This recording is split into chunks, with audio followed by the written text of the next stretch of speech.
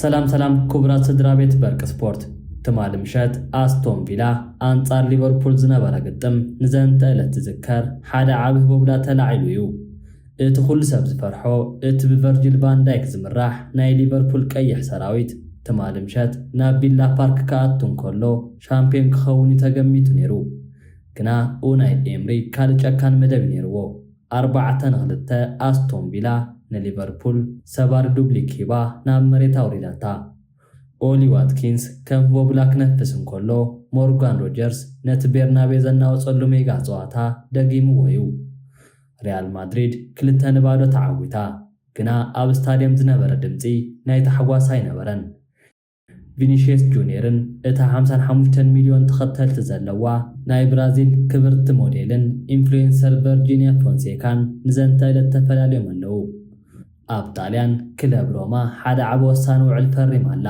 ዘብሉን ካልኦትን ሒዘልኩም ቀሪብ ኣለኹ ምሳና ጽንሑ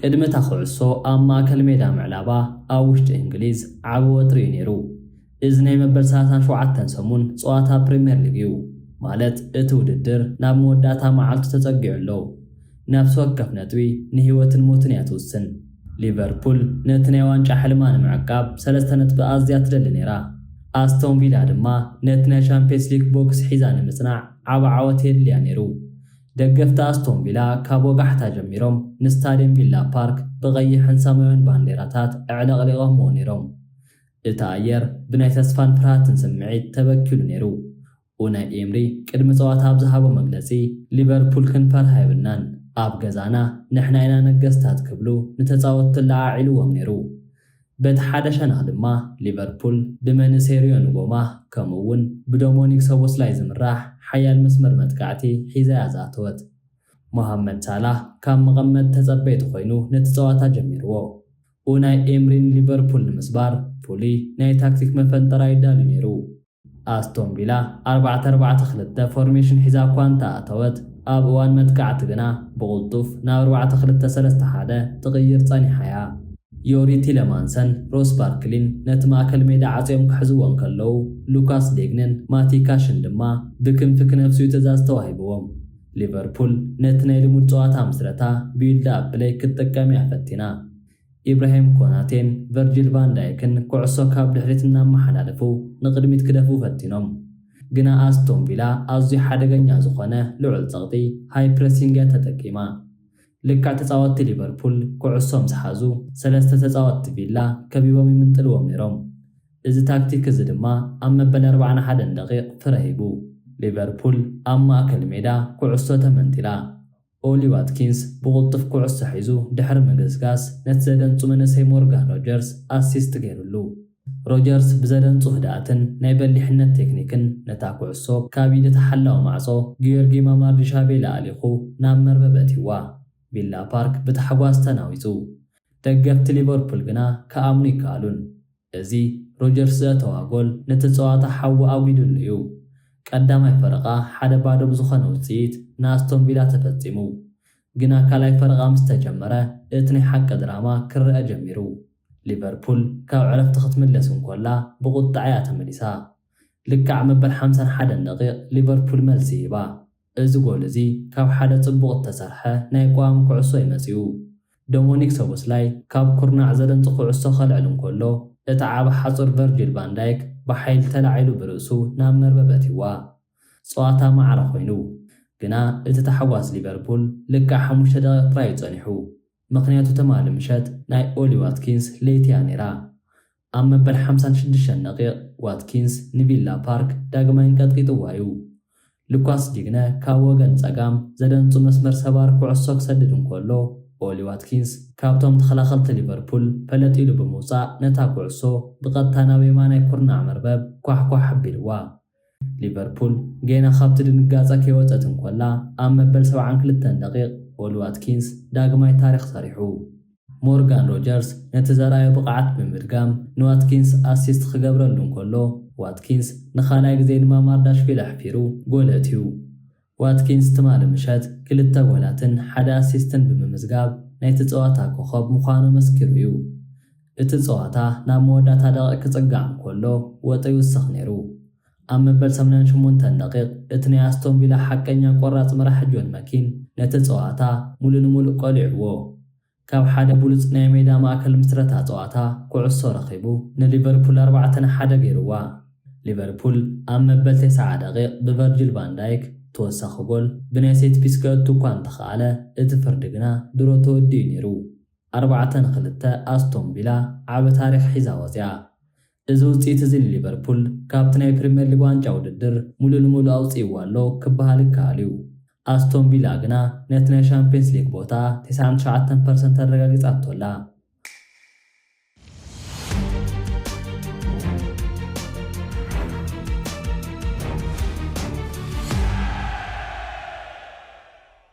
ሪያል ማድሪድ 2-0 ተዓዊታ። ግና ኣብ ስታድየም ዝነበሩ ድምፂ ናይ ተሓጓስ ኣይነበረን። እቲ ድምፂ ናይ ጽሊ፣ ናይ ፌዘኛ ፊሽካን ናይ ክሕደት ስምዒትን ነይሩ።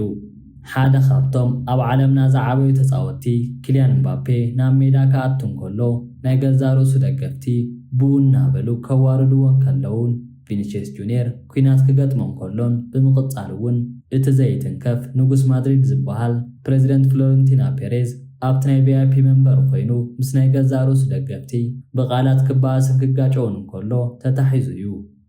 እዚ ናይ ሪያል ማድሪድ ናይ ውድቀት ፊልም እዩ። ብዝርዝር ከቕርበልኩም እየ ሓቢርኩም ንጽንሑ። ቅድሚ ተኽዕሶ ኣብ ሜዳ ምዕላባ ማድሪድ ድሮ ኣብ ውሽጢ ባርያ ነይራ። ናይ መወዳእታ ሰሙን ባርሴሎና ንሪያል ማድሪድ ኣብ ካምፕ ኑ ኣሕፊራ ንኻልኣይ ተኸታታሊ ዓመት ናይ ላሊጋ ሻምፒዮንነት ክተረጋግጽ እንከላ ናይ ማድሪድ ልቢ ተሰይሩ። ፔሬዝ ህፁፅ ጋዜጣዊ መግለፂ ጸዊዑ ሓድሽ ናይ ፕሬዚደንት ምርጫ ክካየድ ከም ዘለዎ ኣዊጁ። ግና እቲ ዘገርም ነገር ኣብቲ መግለፂኡ ንጋዜጠኛታትን ንሚድያን ብሓያላት ቃላት ክወቅስን ከጥቅዕን ከሎ ይተራዩ። እዚ ፍርዲ እዚ ግና ደገፍቲ ማድሪድ ኣይዕገቦምን። ኣብቲ ጸወታ ሪያል ኦቪድ ደገፍቲ ኣንጻር ፔሬዝ ዝጽሕፉ ጽሑፋት ሒዞም ብምምጻእ ፔሬዝ ውፃእ ዝብል ጭርሖታት ከርዩ ፈቲኖም። ግና ናይ ስታድየም ሴኩሪቲ ብህፁፅ መንጢሎም ወሲዶምዎ። ፔሬዝ ምስ ደገፍቲ ኣብቲ ቪአይፒ ዞባ ፊት ንፊት ክመራረጽ እንከሎ ከምዚ ዝበለ ትርኢት ኣብ ታሪኽ ማድሪድ ተረኣዩ ይፈልጥን። ማድሪድ ብቐንዲ ተሰላፍነቶም ዘይፃወቱ ተፃወቲ ሒዛ እያ ዝኣተወት። እቲ መንእሰይ ኣጥቃዓይ ጎንዛሎ ጋርሲያ ካብ መጀመርታ መስመር ተሰላፊ ኮይኑ ክፃወት እንከሎ ኪልያን ምባፔ ግና ካብ መቐመጥ ተጸበይቲ ኮይኑ እዩ ነቲ ጸወታ ዝከታተሎ ነይሩ። ማድሪድ ብ4-3-3 ፎርሜሽን እያ ጀሚራ። ኢዱኣርዳ ካማቪንጋ ነቲ ማእከል ሜዳ ክቆጻጸሮ እንከሎ ኦቪዶ ግና ዋላ እኳ ናብ ታሕታይ ዲቪዥን ምውራዳ እንተረጋገጸት ንኽብሪ ክብሉ ብጽኑዕ ክከላኸሉን ብናይ ነዊሕ ኳዓሳሱ ክሃርሙን እዮም ፈቲኖም። እቲ ጸወታ ኣዝዩ ዝሕሉን ናይ ድቃስ ስምዒት ዘለዎ ነይሩ። ማድሪድ ኩዕሶ ትሕዝ እኳ እንተነበረት እቲ ፍጥረት ናይ መጥቃዕቲ ግና ብናይ ተፃወቲ ስነ ኣእምሮ ጸቕጢ ተዳኺሙ ነይሩ። ደገፍቲ እናፋፀው ተፃወቲ ንቕድሚት ክደፍኡ ይጽውዑ ነይሮም። ግና ልክዕ 2 ደቂቕ ቅድሚት ናይ መጀመርታ ፈረቓ ምውድኡ ማለት ኣብ መበል 43 ደቂቕ እቲ ተኣምር ተፈጺሙ። ካብቲ ጽኑዕ ሓኒፆምዎ ዝነበሩ ናይ ምስረታ ጸወታ ቢልድ-ኣፕ ፕሌይ ነይሩ። ካማቪንጋ ኩዕሶ ካብ ማእከል ፈልፊሉ ናብቲ መስመር መጥቃዕቲ መሓላሊፍዋ። እቲ መንእሰይ ጎንዛሎ ጋርሲያ ብዘደንጹ ህድኣትን ብቕዓትን ነቲ ናይ ኦቪዲዮ ሓላዊ ማዕጾ ኣጋጊዩ ኩዕሶ ናብ መረበት ይዋ። ግና እዚ ጎል እዚ ነቲ ብስታድየም ዝነበረ ወጥሪ ኣየጥፍኦን። እቲ መንእሰይ ጋርዚያ ታሪኽ ክሰርሕ እንከሎ ኣብቲ ቤንች ተቐሚጡ ዝነበረ ምባፔ ግና ዓሚቕ ሓሳብ ሒዝዎ ከም ዝነበረ ካሜራታት የርእያ ነይረን። ካልኣይ ፈረቓ ተጀሚሩ ማድሪድ ነቲ ጸወታ ክተዕብልሎ እኳ እንተፈተነት ኦቪዶ ግና ተስፋ ከይቆረፀት ትቃለስ ነይራ። ኣብ መበል 68 ደቂቕ ግና እቲ ስታድየም ሙሉእ ንሙሉእ ተናዊጹ። ካርሎ አንቸሎቲ ነቲ ቀዳማይ ጎል ዘእተወ ጎንዛሎ ጋርሲያ ኣውፂኡ ነቲ ካብ መጉዳእቲ ተመልሰ ሜጋስታር ኪልያን ምባፔ ናብ ሜዳ ኣትይዎ።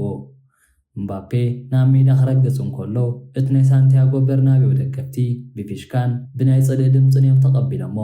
ስለምንታይ እንቴልና ደገፍቲ ማድሪድ ንምባፔ እሙን ኣይኮነን፣ ናይ ጋንታ ስምዒት የብሉን፣ ንገንዘብ ጥራይ መፅኡ እናበሉ ይኸስው ኣለዉ። ምባፔ ኩዕሶ ብዝሓዘ ቁፅሪ እቲ ፊሽካ ብርትዕ ነይሩ። እዚ ንሓደ ዓቢ ተፃዋታይ ከመይ ዝበለ ናይ ስነ ኣእምሮ ኩናት እዩ። ኪልያን ምባፔ ካብ ወገን ጸጋም ብቁጥፍ ኩዕሶ ሒዙ ድሕሪ ምእታው ዘደንጹን ፍጹም ዝኾነ ኣሲስትን ንጄድ ቤሊንግሃም መሓላሊፉሉ። ጄድ ቤሊንግሃም ድማ ካብቲ ዝነበሮ ናይ ፍጥነት ቦታ ተጠቂሙ ነታ ኩዕሶ ብቐጥታ ናብ መርበብ አንቀጥቂጥዋ። ቤሊንግሃም ነታ ጎል ዘእተወላ ደቂቕ 79 እያ ነይራ። ንሱ እቲ ዓወት ንደገፍቲ ዘረጋገፀሉ ሰዓት እዩ ነይሩ። እምባፔ ዋላ እኳ ተፈንፊኑ እንተነበረ እቲ ኣሲስቱ ግና ነቲ ፀወታ ጎል ይህቦ እዩ። ማድሪድ 3 ነጥቢ ሒዛ ወፅያ። ግና እዚ 3 ነጥቢ እዚ ኣብ ታብሌት ላሊጋ ዋላ ሓንቲ ትርጉም ይብሉን። ምክንያቱ ባርሴሎና ድሮ ሻምፒዮን ኮይና እያ። ማድሪድ ድማ ኣብ ካልኣይ ደረጃ ተዓፂፋ ትርከብ። እዚ ዓወት እዚ ንማድሪድ ካብቲ ዘላቶ ናይ ውሽጢ ሚስጥራዊ ኩናት የድሓነን። ኣብቲ ድሕሪ ፀወታ ተኻየደ ጋዜጣዊ መግለፂ አንቸሎቲ ብዛዕባ ናይ እምባፔ ፊሽካ ተሓቲቱ ደገፍቲ መሰል ኣለዎም፣ ግና እምባፔ ቆራፅነት ወርኢ እዩ ክብል ተኸላኺሉሉ ኣሎ። እምባፔ ባዕሉ እውን ኣብ ሂወተይ ተፈንፊነ ፈለጠ፣ እዚ ናይ ኩዕሶ ክፋል እዩ ክብል ስምዒቱ ዓፊኑ ተዛሪቡ። ሕጂ ድማ ናብቲ ሰማይ ማድሪድ ዘንቀጥቅጥ ዘሎ ዜና ክንሰግር።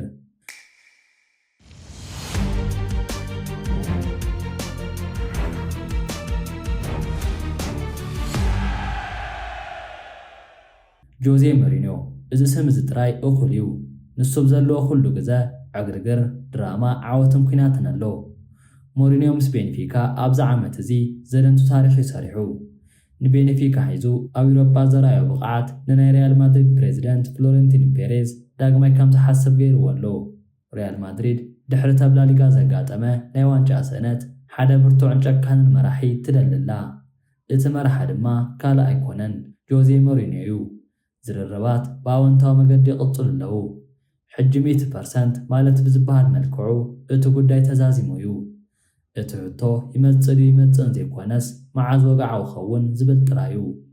ሞሪኒዮ ናብ ማድሪድ እንተተመሊሱ ባርሴሎና ዋንጫ ዓቲራ ብትዕንድረሉ ዘላ እዋን ሞሪኒዮ መፂኡ ነቲ ናይ ኤል ክላሲኮ ኩናት ዳግማይ ከበራብሮ እዩ። ደገፍቲ ሪያል ማድሪድ ንሞሪኒዮ ከም ሓደ ዘድህን መሲሕ እዮም ዝፅበይዎ ዘለዉ።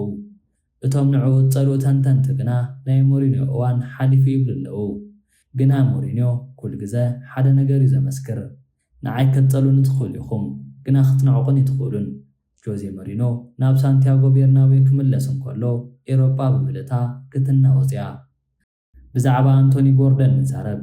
እዚ ፈጣንን ጨካንን ናይ ኒውካስል መስመር ተፃዋታይ ሕጂ ናይ ኤውሮጳ ዓበይቲ ክለባት ናይ ሰላም ድቃስ ይኸለን ኣሎ።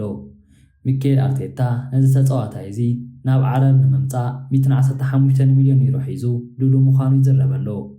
ኣርሰናል ነቲ ናይ መስመር መጥቃዕቲ ንምስላሕ ጎርደን እቲ ዝበለፀ ምርጫ ምዃኑ ተኣምን። ግና ጉዳዩ ተወሳኺ ድራማ ሒዙ መፂኡ ኣሎ። ካብ ጀርመን ባየር ሙኒክ ናብዚ ውድድር እዚ ብሃንደበት ኣትያላ። ባየር ሙኒክ ነቲ ናይ ምስግጋር ንምምራሕ ንጎርደን ክትሰርቆ ትደልላ። ነዚ ስዒቡ ግና ዓበይቲ ናይ ኩዕሶ እግሪ ተንተንቲ ሓደ ብርቱዕን ጨካንን መጠንቀቕታ ይብለዉ። ጎርደን ናብ ሙኒክ እንተኸይዱ ኣብ መቐመጢ ተፀበይቲ ቤንቺ ክውዕል ይብሉ ኣለዉ። ባየር ሙኒክ ዘለዋ ናይ መስመር ሓይሊ ንዕኡ ቦታ ዝህብ ኣይኮነን። ሕጂ ድማ ናብቲ ዝዓበየ ናይ ገንዘብ ቦምብ ክንሰግር። ኬልያን እምባፔ ካብ ፒኤስጂ ምምፅኡ ስዒቡ ኣብ ፈረንሳይ ዓብ ናይ ንጉስ መንበር ጥራዊ ተረፊፉ ኣሎ። ፒኤስጂ ምስ ማንቸስተር ሲቲ ብዛዕባ ኣልቫሬዝ ዓብ ናይ 140 ሚልዮን ዩሮ ዘተትጅምር ከም ዘላ ተወሪሎ። ኣልቫሬዝ ኣብ ማንቸስተር ሲቲ ብምኽንያት ኤርሊንግ ሃላንድ ኩል ግዜ ቀዳማይ ተሰላፊ ክኸውን ኣይከኣለን። ንሱ ድማ ዝያዳ ናይ ምፅዋት ገዘን ናይ ጋንታ መራሕን ምዃን ይደሊ ኣሎ። ፒኤስጂ ነዚ ዕድል እዚ ተጠቂማ ብሚልዮናት ዶላር ክትወስዶ ትደልላ። ኣርሰናል እውን ንኣልቫሬዝ ትደልዮ ነይራ እያ። ግና ፒኤስጂ ብናይ ገንዘብ ሓይሊ ንኣርሰናል ዓብሊኻ ነቲ ውዕል ንምዕፃው ትጓየላ። ንሱ ድማ 140 ሚልዮን ዩሮ እዩ። እዚ ምስግጋር እዚ እንተተፈፂሙ ናይ 2026 ዝዓበየ ሰበር ዜና ክኸውን እዩ። ኣብቲ ካልእ ሸነኽ ኤውሮጳ ኣብ ጣልያን ክለብ ሮማ ሓደ ዓብ ወሳኒ ውዕሊ ፈሪማላ። እቲ ናይ ሆላንድ ብርቱዕ ኣጥቃዒ ዶኔል ማደን ካብ ኣስቶን ቪላ ብቕላዕ ክራይ ተወሲዱ ኣብ ሮማ ዘደንፁ ግዜ ይሕሊፉ። ሕጂ ግና እቲ ናይ ክራይ ግዜ ኣብቂዑ እዩ። ሮማ ነዚ ተፃዋታይ እዚ ንምልቃቕ ፍጹም ፈቓደኛ ኣይኮነትን። ንሶም ቀጥታ ናብ ኣስቶን ቪላ ብምኻድ 21.6 ሚልዮን ፓውንድ ብምኽፋል ነቲ ውዕል ብቐዋሙ ንምግዛእ ኣፅቢቖምዎ ኣለዉ። ማለን ሕጂ ናይ ሮማ ቀዋሚ ንብረት ኮይኑ ኣሎ። እዚ ንሮማ ዓብ ዓወት እዩ፣ ንኣስቶን ቪላ ድማ ጽቡቕ ናይ ገንዘብ ኣታዊ እዩ።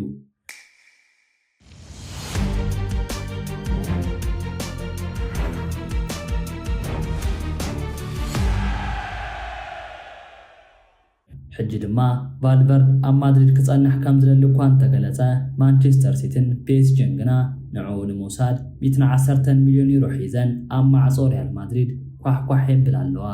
ትማሊ ምሸት ኩዕሶ እግሪ ዓለም ጥራይ ኣይኮነትን ተናዊፃ ልቢ ሓደ ካብቶም ኣብ ዓለምና ዝዓበየ ተፃወቲ እውን ሙሉእ ንሙሉእ ተሰይሩሎ።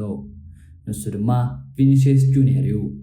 እቲ ናይ ሪያል ማድሪድ ጃይንት ኣብ ውሽጢ ሜዳ ንተኸላኸልቲ ከንቀጥቅጥ እንከሎ ትማሊ ጉንበት 15 ግና ህይወቱ ብዓቢ ማዕበል ተሃሪማላ። ቪኒሲየስ ጁኒየርን እቲ 55 ሚልዮን ተኸተልቲ ዘለዋ ናይ ብራዚል ክብርቲ ሞዴልን ኢንፍሉዌንሰር ቨርጂኒያ ፎንሴካን ንዘንተለት ተፈላለዮም ኣለዉ።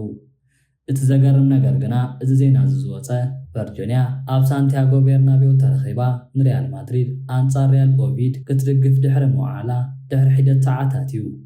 እዚ ጽምዲ እዚ ማለት ቪኒሲየስን ቨርጂኒያን ካብቶም ጥቅምቲ 95 ኣብ ሞናኮ ብወጋዕ ፍቕሮም ዝገለጸሉ ግዜ ጀሚሩ ኣብ ዓለምና ካብቶም ዝበለጹን ዝድነቑን ፍቑራት እዮም ነይሮም። ቨርጂኒያ ኩሉ ግዜ ናይ ማድሪድ ማልያ ተኸዲና ኣብ ቤርናቤው ትረአ ነይራ።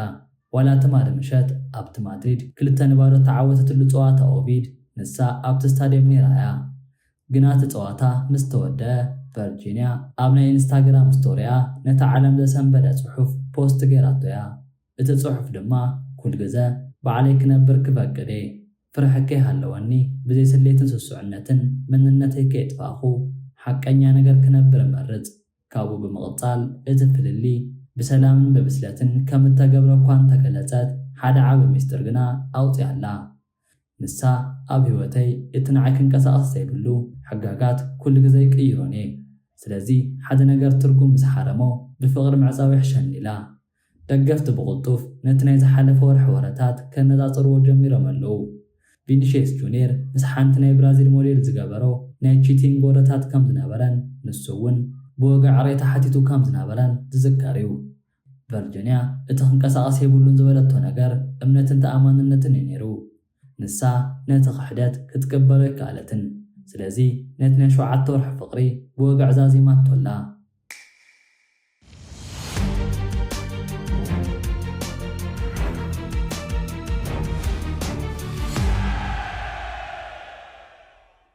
እሞን ኣብ ናይ ለማዓንቲ መደብ ንዝነበረኩም ርእይቶ ኣብ ኮመንት ክደፍሩ እናበልኩ ላይክን ሸርን ብምባል ናብ ኩሉ ምክባጻሕ ደገፍኩም ኣይፈለየኒ ክብል ፈቱ።